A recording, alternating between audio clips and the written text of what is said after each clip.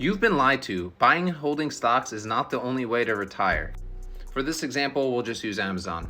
If you held Amazon for the past year, you would have lost about $10 per share. Here's what I like to do instead. First, I'm going to head over to the options chain right here, and I'm going to go out about a month.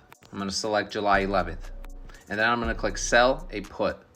So basically what I'm saying here is on July 11th, I'm willing to buy 100 shares of Amazon at a price that I choose and get paid a premium upfront from an options buyer. So at the time of this educational example recording, the share price is $212 on Amazon. And I'm gonna say, hey, you know what? I'm cool owning Amazon on July 11th if it hits $195.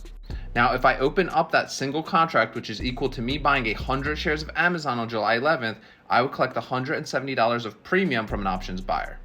Now, there are risks to this strategy, so let's talk about it. First things first, let's say Amazon stays above 195 and the 11th rolls around. In that case, your collateral, your money, your $19,500 will be returned back to you to run the play again on another opportunity and collect some more premium.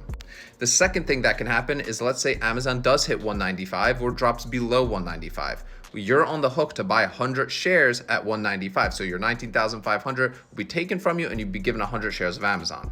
That's why I always say, make sure you do this options as trading strategy on stocks that you believe and want to hold long term.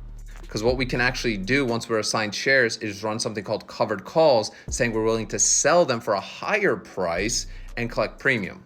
So for example, let's say we actually had to buy 100 shares of Amazon at $195 on July 11th. We could turn around and say, hey, you know what? On August 11th, we're willing to sell our 100 shares of Amazon that we just bought for $195 for like $210, and then we collect more premium. Now, full disclosure, I do think everybody should have a buy and hold portfolio, but not of individual stocks. Listen, we're not smart enough to pick out buy and hold stocks. Don't let anybody tell you that they have some magic sauce.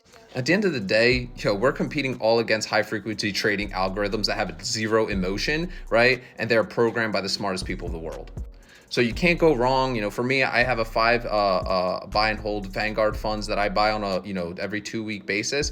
But then for selling options, listen, I treat this like a business, and the purpose of the business is to collect profits, in this case premiums, and actually making my money work for me.